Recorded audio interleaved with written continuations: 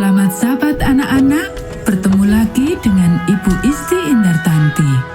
Pelajaran Sekolah Sabat kita berjudul Orang yang Paling Bijaksana di Dunia. Ayat hafalan Amsal pasal 8 ayat 10 dan 11. Terimalah didikanku lebih daripada perak, dan pengetahuan lebih daripada emas pilihan, karena hikmat lebih berharga daripada permata, apapun yang diinginkan orang tidak dapat menyamainya. Poin penting pelajaran kita, Allah memberikan kebijaksanaan kepada kita agar kita dapat melayani orang lain. Siapakah orang yang paling bijaksana yang engkau kenal? Bagaimanakah kira-kira orang itu menjadi sangat bijaksana? Apakah kira-kira engkau menjadi bijaksana?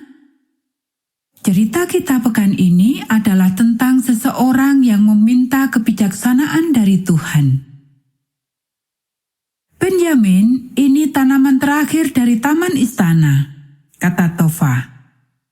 Ototnya menegang karena beratnya tanaman itu dalam pot besar.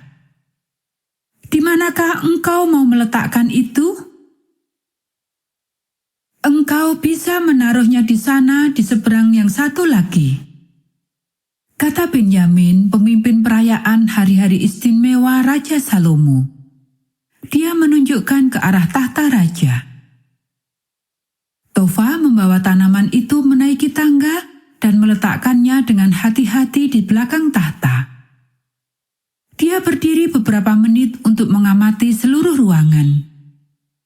Kelihatannya bagus sekali, serunya. Terima kasih temanku yang kuat, kata Benyamin. Aku harap Raja Salomo akan menyukainya sama seperti engkau. Dia pasti menyukainya, kata Tova sambil beristirahat di tangga. Aku ingin dapat melihat upacara itu. Aku rasa aku bisa mengurusnya buatmu, kata Benyamin sambil tersenyum. Tarik korden ungu itu ke tempat di mana pengikatnya berada. Tova berdiri dan menariknya ke belakang supaya ruangan kecil dengan 2 buah kursi dapat terlihat.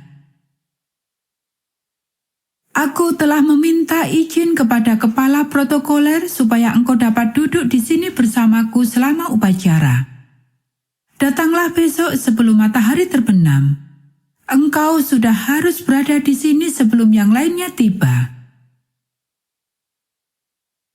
Keesokan paginya, ketika warna merah muda belum memenuhi langit, Tova sudah berjalan masuk melalui pintu masuk para hamba istana.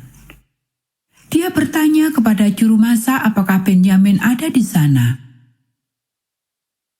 Selama berjam-jam ia di sini, jawab juru masak itu tanpa menoleh kepadanya. Segera ia pergi ke ruangan tempat tahta itu berada dan bertanya, Benyamin, apa yang bisa aku bantu? Tidak perlu, semua sudah siap. Kepala protokoler sudah datang memeriksa ruangan, kata Benyamin. Tanya kepada juru masak siapa tahu dia memerlukan pertolongan. Waktu berjalan cepat sementara Tova menolong para pegawai dapur. Akhirnya Benyamin menarik dia masuk. Waktunya untuk pergi, bisiknya. Kedua orang itu segera masuk ke ruangan kecil dan mengambil tempat mereka.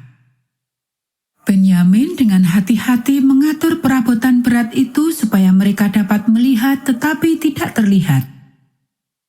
Tepat ketika dia selesai mengatur perabotan itu di tempatnya, pejabat istana sudah memasuki ruangan dan segera mengambil tempat mereka. Dengan diiringi trompet, Raja Salomo memasuki ruangan, diikuti oleh pegawai pribadinya.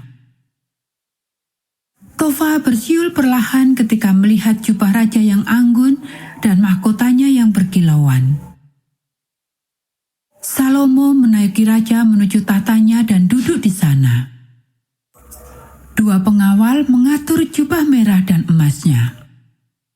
Yang lain menyerahkan tongkat kerajaan.